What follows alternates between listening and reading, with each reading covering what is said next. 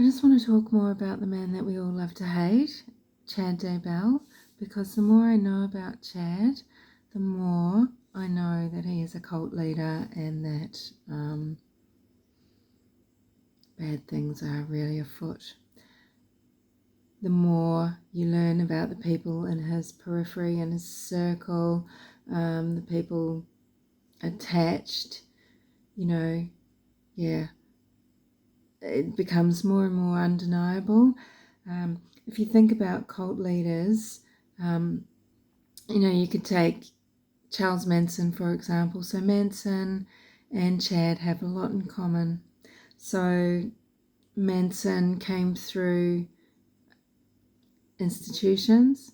He came through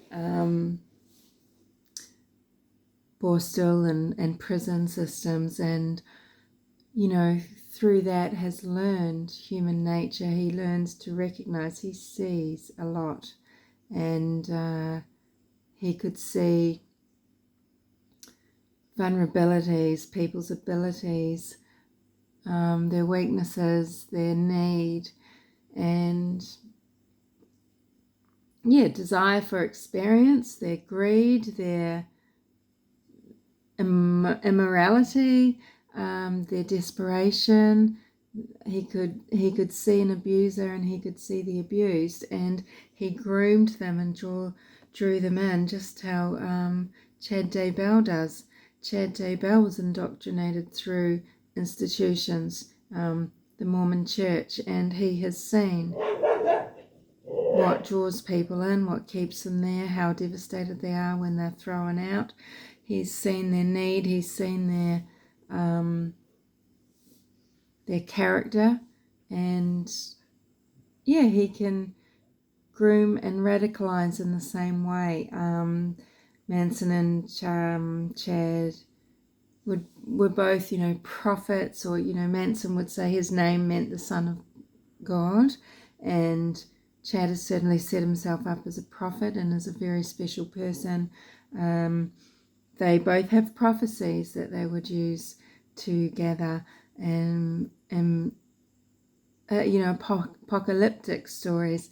The wars, with Manson it was the race war, the Black Panthers and black people in America against Caucasians, and he would say to his isolated band of followers, the family, that the race war had already started and that it was chaos out there in the real world, and and Chad has done the same thing with the light and dark beings and the zombies.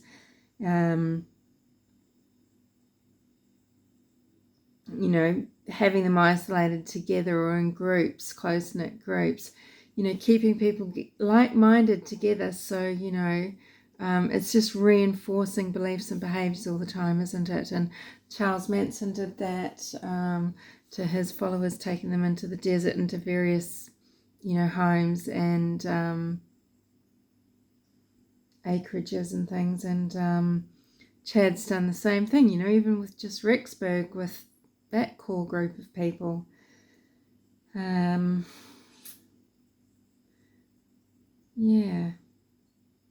So, there's just such similarities there. The way that they know how to get people. They know what to offer them. They can recognize who's vulnerable. And Zulema, wow, ripe for the picking. And Ian was already in Idaho, and Charles could possibly have known Ian for years. Think about that, okay? And Zulema, she is just the perfect person, isn't she, to be drawn into all this. And as soon as I heard that 911, she hasn't really been on my radar, but I didn't really know much about her, and now more's coming out, and I heard the 911 call and my blood went cold. I think a lot of people with that, and you just know, you can hear it. It oozes out of her guilty knowledge. It's fake. So, and the Malachite thing is very interesting. Jasmine has done a video just showing symptoms of malachite green poisoning and comparing it to what showed up in Alex's autopsy, and they match.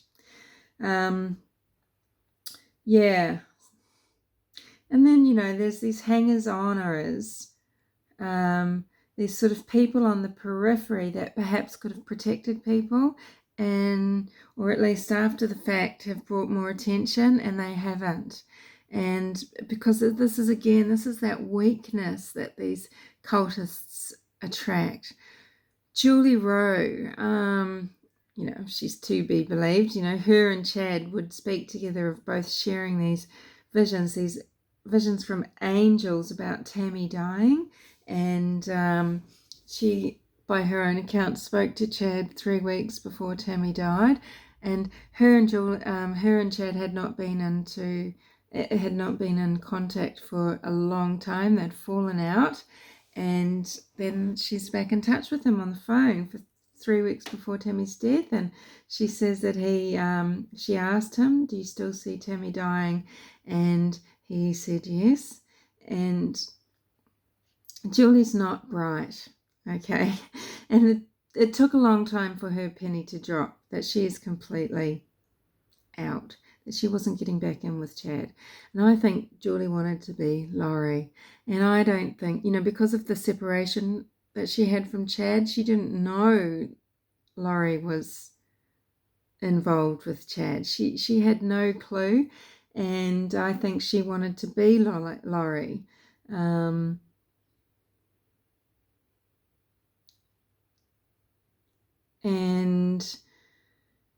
this is why she hasn't contacted law enforcement, because they needed that impetus to do an autopsy. The family weren't, his children are completely indoctrinated, and no one else seems to have wanted to follow through on this bizarre death, this early death of Tammy. And Julie Rowe could have inspired an autopsy, and she did not speak up, even though she knew Tammy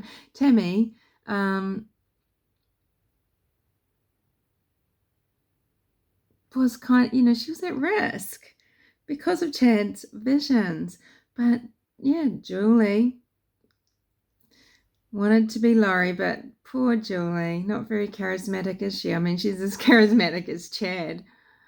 So Laurie has that type of charisma that Chad wanted. And I think with Summer, so Tammy, we could have had the autopsy done, and we could have known, things could have been nipped in the bud then, and yet another missed chance. And with Tylee, who's Tylee got looking out for her? And why? I think it could be for the same reasons. Someone wanting to get back into some good graces, wanting to be special, wanting to be part of. Summer, was she seen at the Rexburg apartments? Because there's footage of someone that looks like her, has her hair, her walk at Rexburg apartments. It's filmed on that doorcam, and I can't remember the creator's name, that showed it, but you'd find it.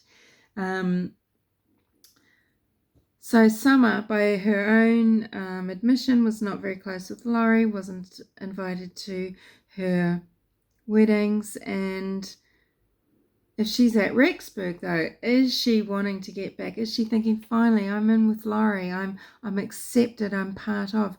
Is this why she hasn't questioned, or does she know about Tylee? Because otherwise, she's too lazy, thoughtless, selfish, uninterested, just like the rest of the family, to even question properly where Tylee is and to get any ball rolling like Kay and Larry did for JJ. So Tylee has no one. And is this just because they are so disconnected, her family? Or are they weak? Is it because Summer, if she was there, is it because she thinks finally she is accepted by Laurie? And now Laurie is leaning on her. She's talking to her on the phone from prison, I think. These weak people. And these families are strange. I mean, the Vellos, it's kind of like the Watts. It's kind of this it's gothic.